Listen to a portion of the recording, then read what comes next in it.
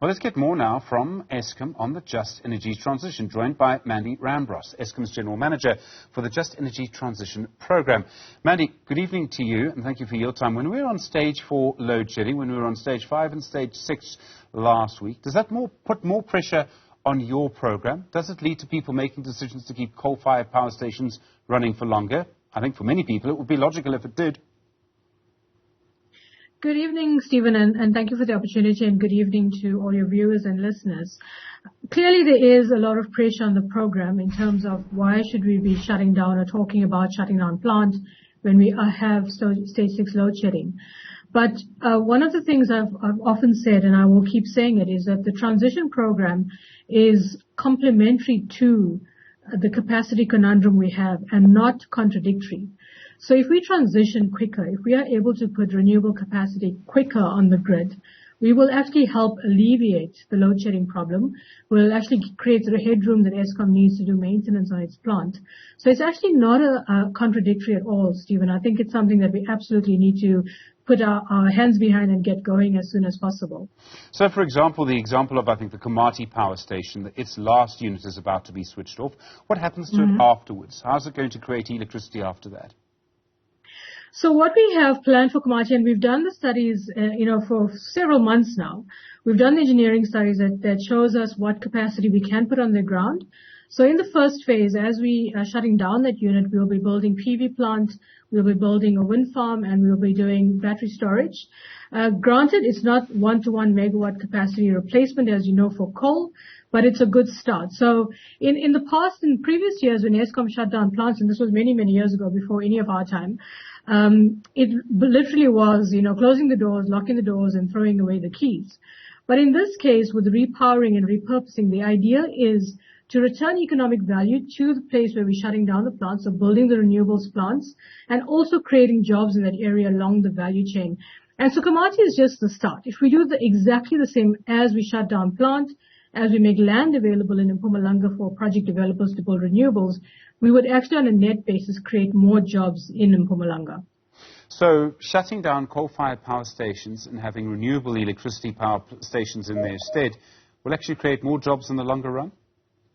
In the longer run, yes. On a net basis, we will. As a country, if we are committed to a renewables program, we will have manufacturing set up. We will have, it's not just a renewable plant. It's also the transmission lines, the steel, the components that you need for those plants will actually end up creating more jobs than we would lose. And bear in mind, Stephen, the status quo in Mpumalanga, 38% unemployment, 55% youth unemployment, is not working. So if we can improve that, make it better, obviously that's the way we should be going. How long does it take to go from producing electricity by coal to getting electricity from solar at the same place? I realize it's not megawatt for megawatt. I realize it may not always be, what's the phrase, dispatchable all the time. I imagine that you can do it quite quickly. Eskom, I think, owns quite a lot of land in Mpumalanga. How long does it take to go from one to the other? So I think, what we can do, and I think this is something we must also bear in mind, you can do these things in parallel. So while the coal units are still running, and as we shut them down, we can start building the renewables plants already because it's not exactly in the same area. It's the same power station site, obviously, but not exactly where the coal units are. So the quickest you could do PV, everything regulatory proposals, everything approved, you could do it in 18 months. Wind, you could take 24 to 36 months. So even if you were environmentally agnostic, even if you didn't care about the climate change issues, renewables are still the quickest and cheapest thing that you can get on the ground. So that makes absolute sense from a South African perspective, from a capacity perspective. It ticks the box on the transition as well. So renewables PV is the quickest you can put on the ground. There's also a lot of talk around microgrids, and I wouldn't be surprised if in some complex owned by rich people somewhere they already have a microgrid. Whether they've gone to nursery or not, I don't know. Is that going to be something that we see in more and more communities, that we're going to start to see more people using some form of a microgrid? That would have huge implications for Eskom as a distributor. Absolutely. I've been advocating for this. I think, all these fancy estates should actually buy these microgrids of us. and we charge them a premium.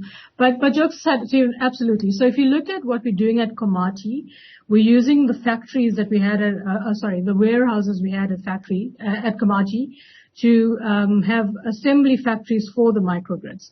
So the microgrid is a very simple concept, the containerized microgrid. It's a shipping container that's been repurposed. We have battery packs, inverters inside the container, solar panels down the side, and you can literally transport this at the back of a truck and have it set up in a community within a day or two.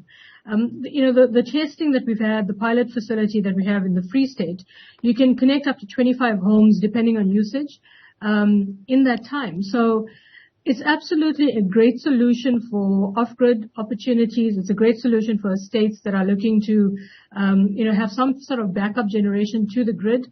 It's also great for areas where you can't get the transmission and distribution grid due to geographical issues or landscape issues to actually transport these microgrids there. And I think if you look at what's going on around the world, and many African countries are going this way of the microgrid. So clearly it does have an impact on Eskom distribution with distributed and embedded generation, but it is something I think we all, there's enough room in the playbox for everybody to get involved in capacity solutions in the country. And Mandy, very quickly, if you can, that container microgrid, how much does it cost? So as it stands, it cost us 1.5 million rand. So it's for nothing, really, to put that up. 1.5 million rand for electrifying 20 to 25 households. So it's 25 kilowatt peak.